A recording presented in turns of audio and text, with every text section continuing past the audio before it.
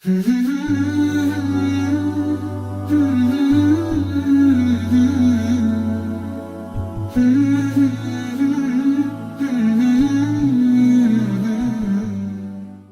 hukumnya chatting dengan akhwat yang belum mahram? Apa hukumnya chatting dengan akhwat yang belum mahram? Ya.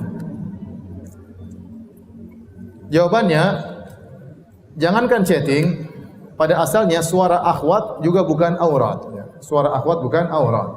Allah berfirman kepada istri-istri Nabi, "Wala takhda'na bil qaul fayatma'a alladhi fi qalbihi marad wa qulna qawlan ma'rufa."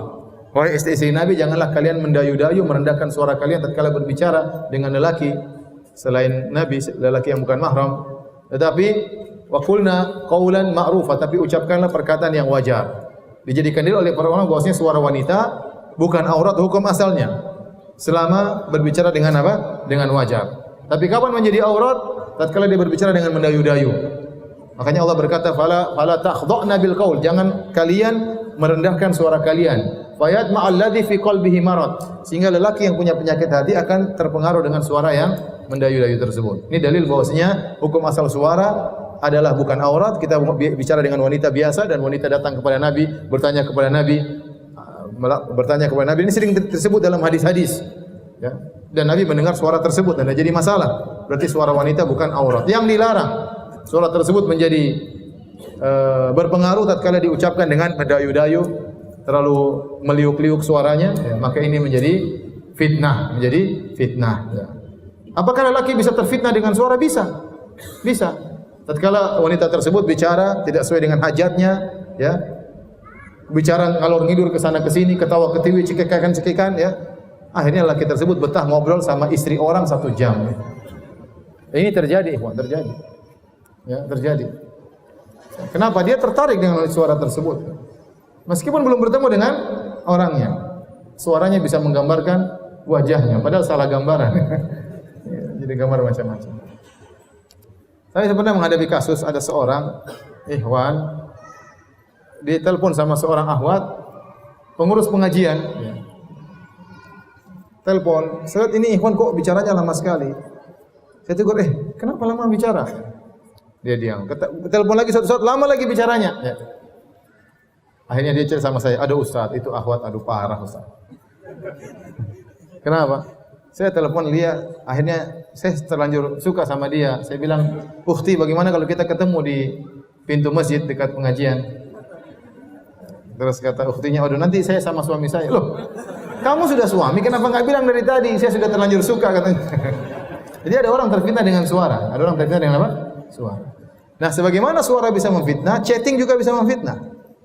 Ya, makanya saya sempat ditanya bagaimana hukum chattingan dalam grup laki-laki perempuan. Hukum asalnya tidak jadi masalah, seandainya itu wajar-wajar saja. Tetapi fitnah bisa timbul tatkala kita berchatting dengan seorang wanita, ternyata dia menjawabnya dengan indah, dia menjawabnya dengan teratur. Orang cerdas sekali ini. Padahal copy paste itu akhwat misalnya.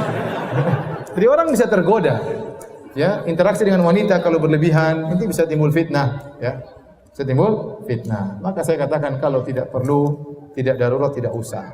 Tidak usah. Ya. Hati ini lemah dan fitnah terbesar bagi laki adalah apa? Wanita. Antum membenarkan sabda Nabi atau tidak? Ma taraktu ba'di fitnatan adhara 'ala rijal minan nisa. Aku tidak pernah meninggalkan fitnah paling berbahaya bagi laki seperti fitnah apa?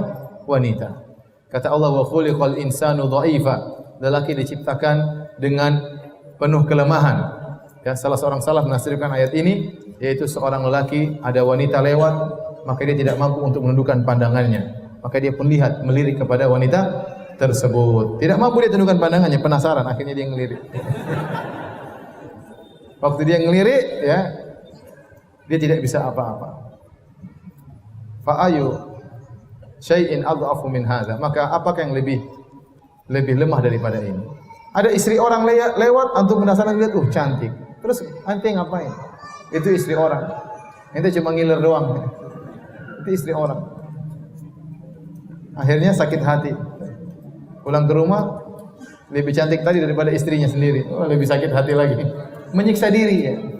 Makanya saya bilang fitnah wanita itu bahaya. Jangan pernah main-main dengan fitnah wanita ya. Ya.